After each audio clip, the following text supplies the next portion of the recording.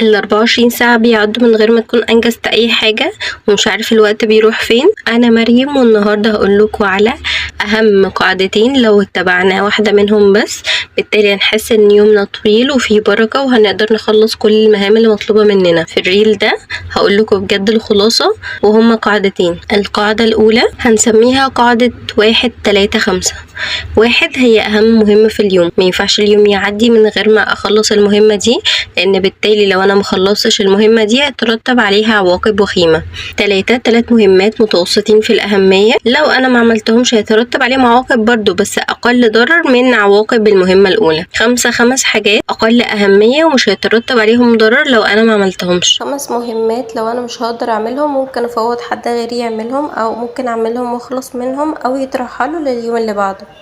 لو وصلتوا لهنا تقدروا تعملوا لايك واشتراك علشان يوصل لكم كل جديد، ولسه هنكمل مع بعض القاعدة التانية وهي قاعدة أهم 3. كل الحاجات اللي أنا عايزة أعملها في اليوم هحدد منها 3 مهمات بس. لو اليوم انتهى من غير ما أكون خلصت ال3 حاجات دول بالتالي هيكون في عواقب، فال3 حاجات دول لازم أخلصهم قبل ما اليوم يخلص. طب أنا هفضل طول اليوم قاعد بعمل مهمات وبخلص مهمات وبشوف الحاجات المهمة والحاجات المش مهمة؟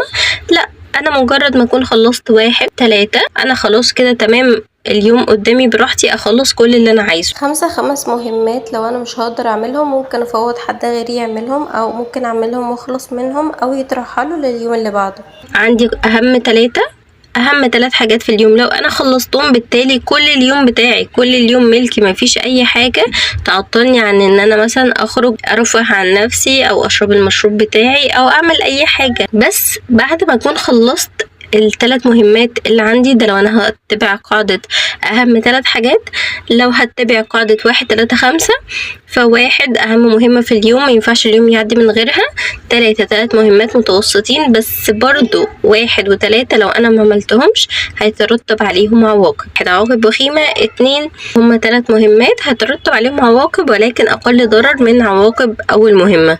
لو حابين تعرفوا تريكات تاني عن تنظيم الوقت والتخطيط اكتبولي في التعليقات.